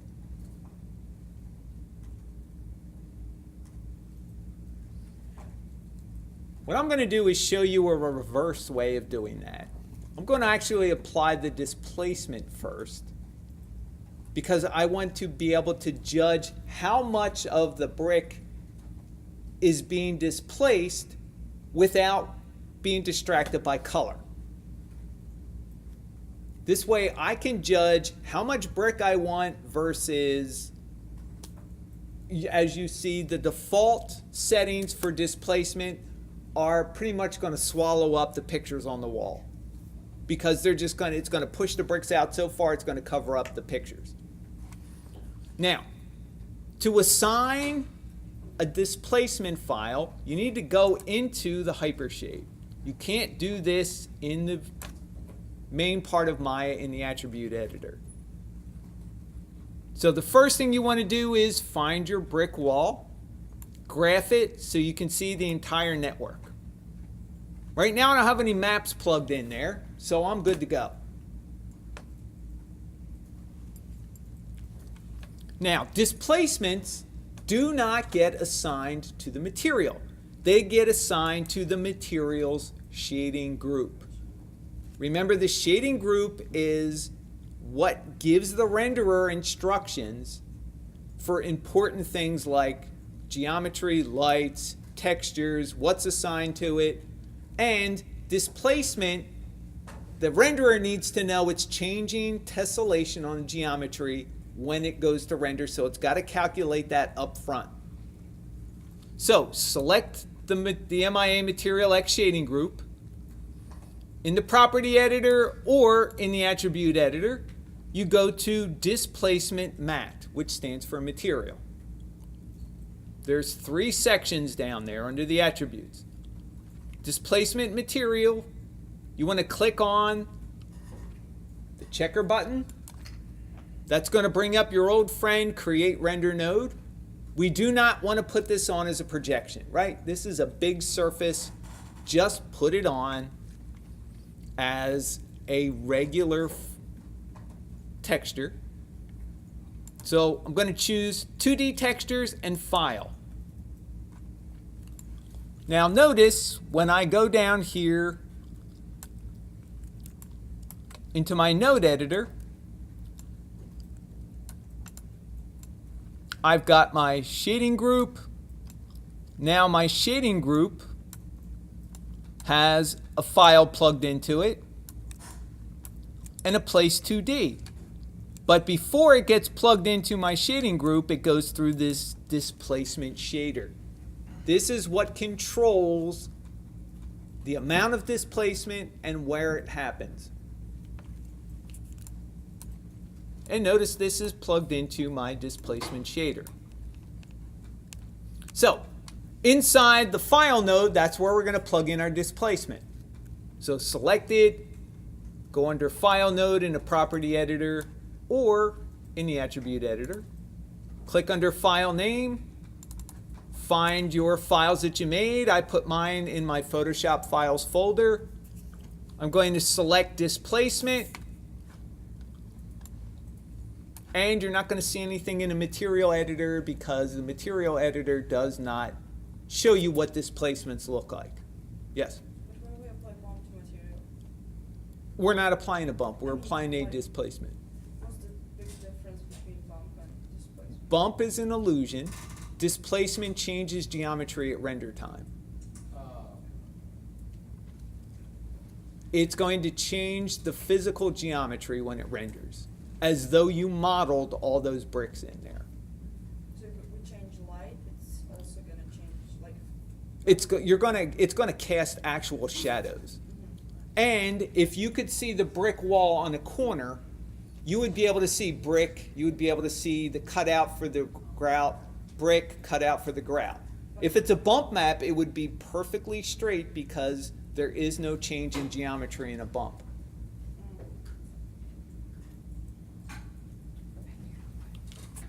Now, I'm just going to leave this in the default.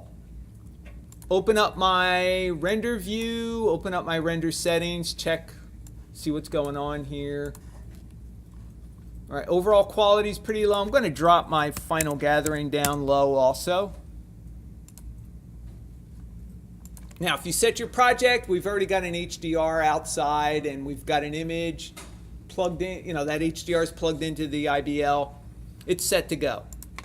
I'm going to render from the render cam initially.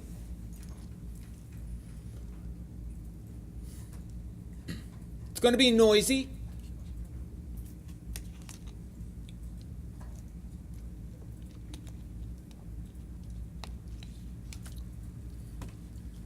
And my scale is off. You can see they look like cinder blocks. And it swallowed up my textures, my pictures, because there's too much displacement. Actually looks like a jail cell. First off, I want to get the right scale.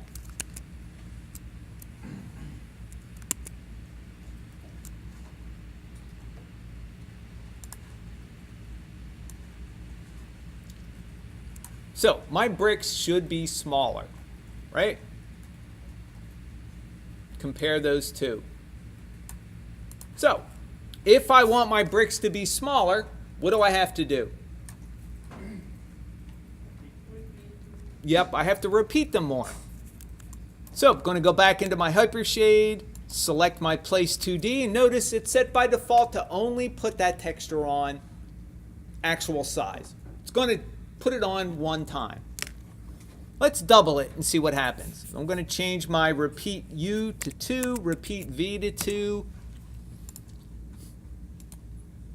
And now that I've rendered it, I'm just going to select the wall and cut down on some render time. I'm going to keep image, repeat.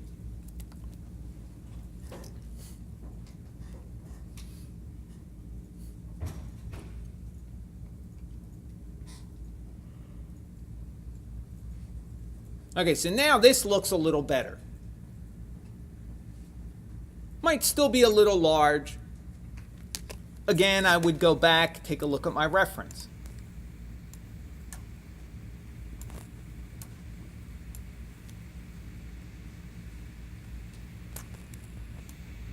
So maybe I try 3, maybe I try 2.5, all right? Just for the sake of time, I'm gonna say this works. First thing I want to do once I get the scale is fix the amount of displacement. I want to have the pictures look like they're sitting on the wall, not like the wall is eating them.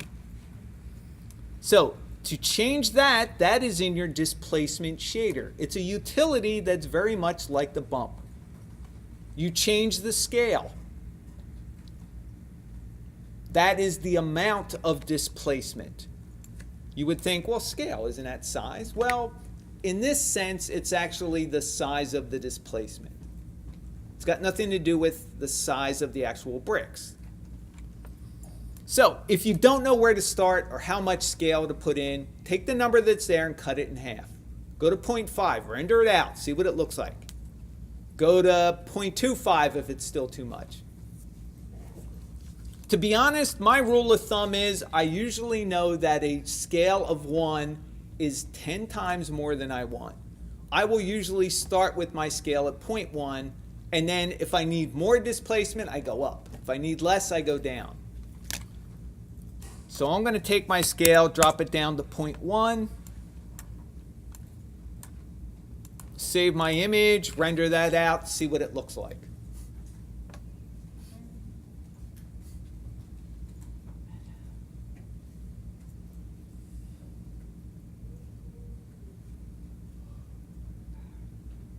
So that looks a little better.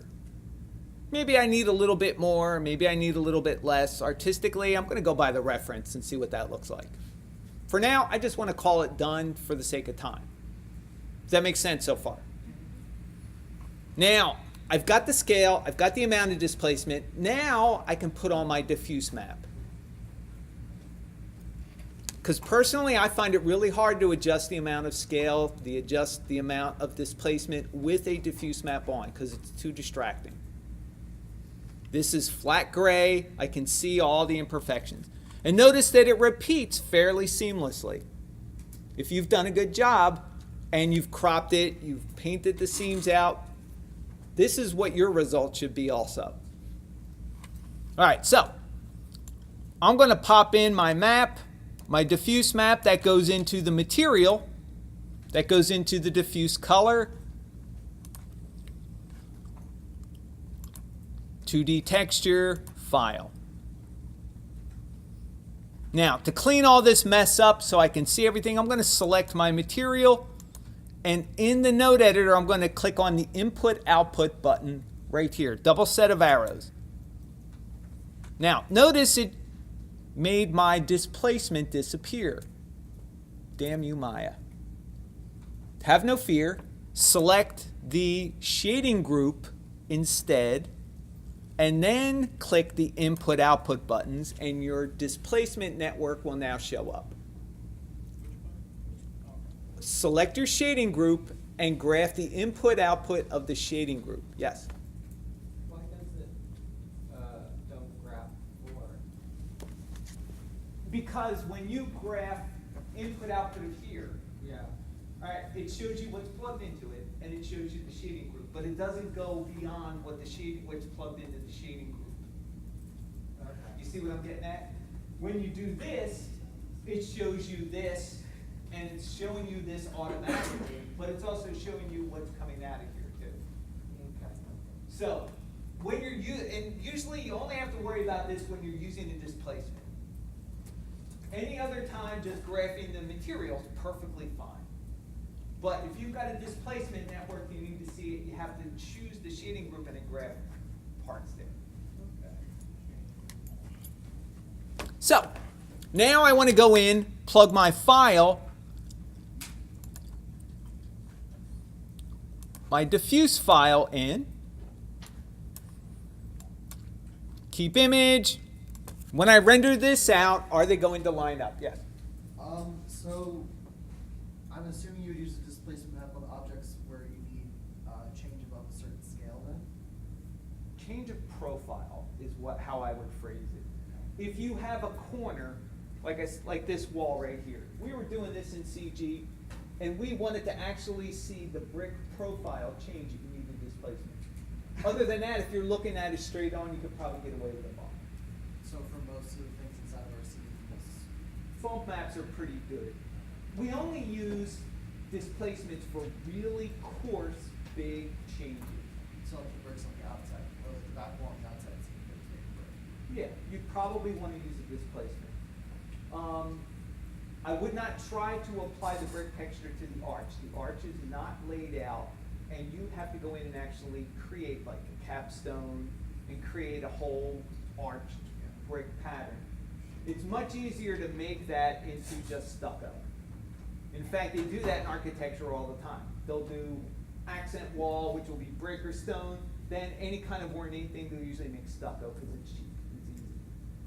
I would recommend cheap and easy for your scene.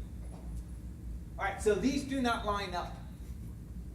Instead of me going into the place 2D of each file, the diffuse and the displacement, I'm going to drive the diffuse and the displacement with a single place 2D. And you can do that in Maya. So back into the hypershade. The original one that I adjusted for proper scale is which one? Displacement. Yep, it's the brick for the displacement. So I'm going to give this brick wall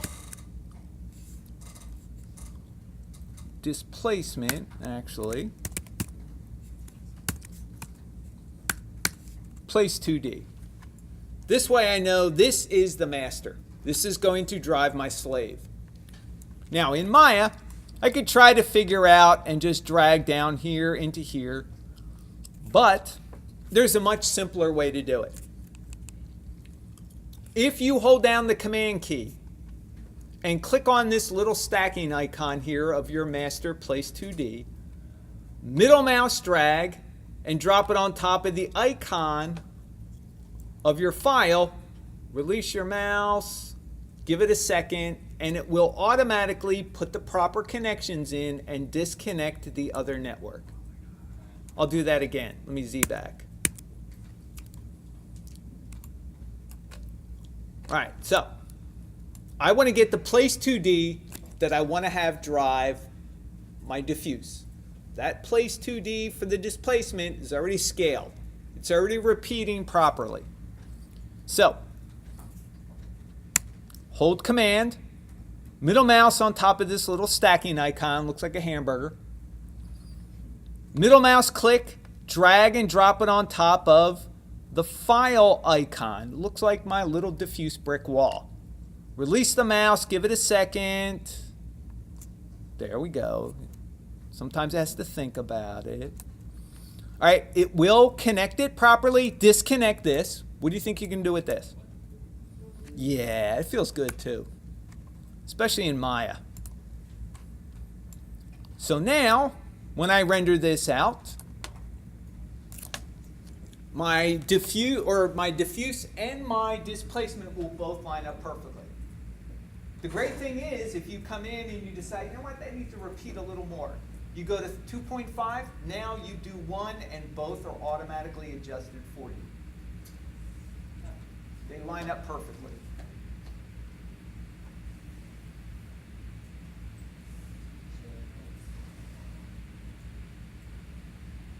Like I said, I'm not too happy with that scale. I probably would want to go back in and make it just a little smaller to match my reference. But you get the idea.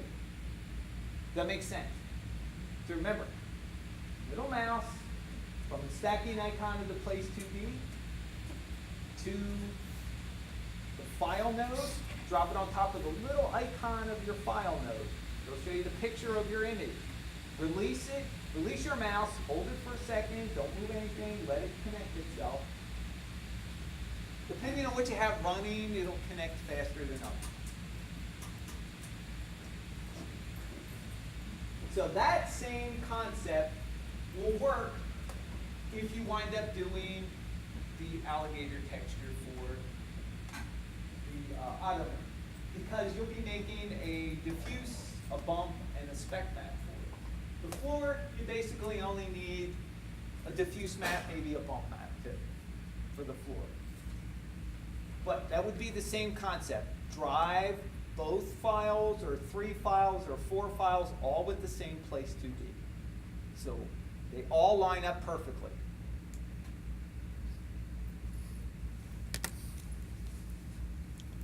All right, any questions? Yes? Do we need to do spec map for the floor? Possibly. Possibly. Reference is all scratched up. Yeah, if your reference is scratched and you've got areas where there's no reflectivity, no glossiness, yes. If you're, say you don't use the wood floor texture we gave you, you find another one. You find, say, tile. And your tile, the ceramic tiles are pretty glossy. They're not super smooth, but they're glossy. Your grout's not going to be glossy. So for that, you'd want to have a spec map. You'd want to have the tile be black with basically no reflectivity, but you'd want to have the tile itself to have some reflectivity. So that would tell you if you need it or not. Because without it, it would show an even reflection across the grout and the tile. And that would not be accurate, especially in your reference. Now, some reference, depending on like wood floors, I've seen some reference where they're old boards and the gaps between the boards are fairly large, you know, because it's such an old floor.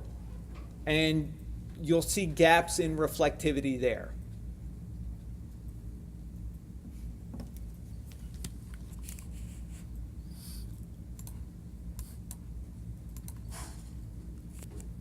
All right, questions?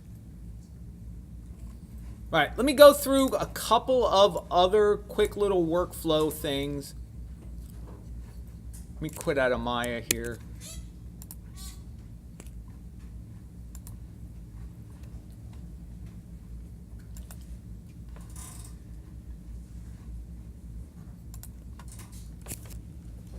All right, so we've done all this part. Now we get into the wood. Wood, a little more organic. You've got some straight lines because the boards are straight, right? So that part's pretty simple. But the grain of the wood is not going to cooperate. So that's going to take a little bit more work clone stamping some of the grain out. Now I've got a workflow for what I like to do. Here, I personally, for some reason, my brain works better if the boards on the floor are vertical, so I always rotate my image to work that way.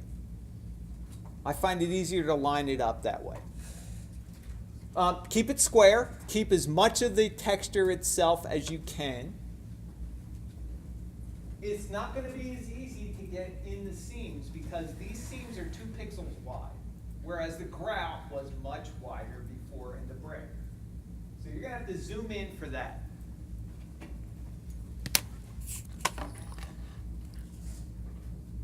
All right, so let me show you this. All right, here's my floor. So like I said, I usually like to rotate this. Let's go counterclockwise. Why not? Maintain a square aspect ratio. You could come out here and do this.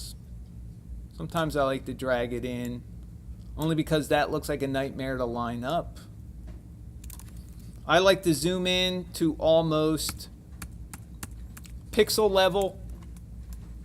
You can see my seam between the boards is 2 pixels wide. So I want to put my crop right on that 1 pixel seam.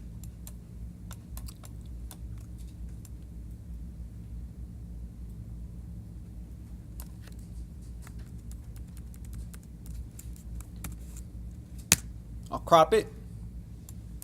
I'll say, oh, okay. All right, so my new cropped image is 504, which means I want to offset that to see how badly out of alignment this is going to be when I make it repeat.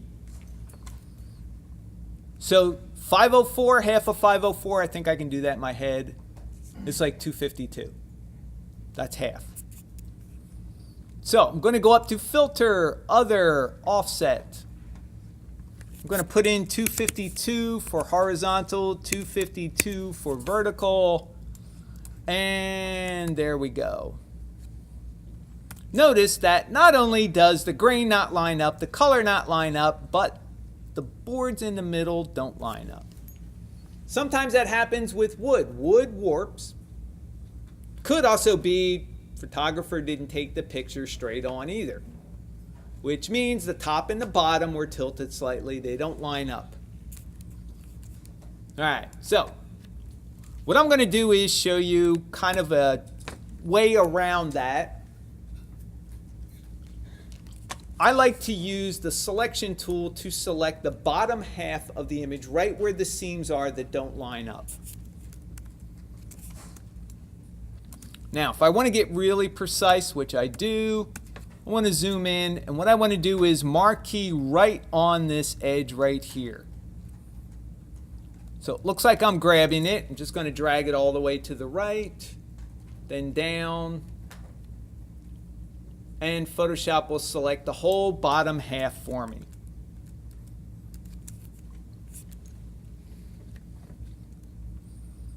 Now, what I want to do is I'm going to use a tool called the warp tool, which will allow me to warp the edges of this bottom part of the image over a couple of pixels so those seams line up.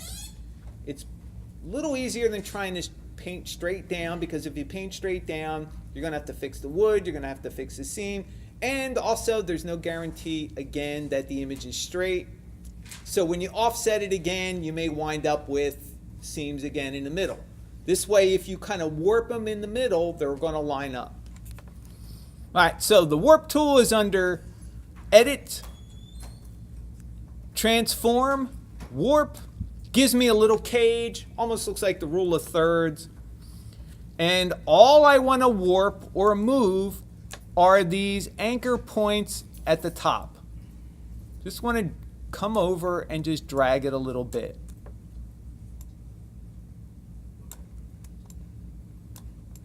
Now, this one looks off, but that's kind of preview. It's showing you a broken preview. Now, here's the thing. If I warp this over a little bit here to line up, what happens? Yeah, I have nothing under the image. I've warped the image over where there's nothing underneath. So I'm going to cancel this. And what I like to do is duplicate my background.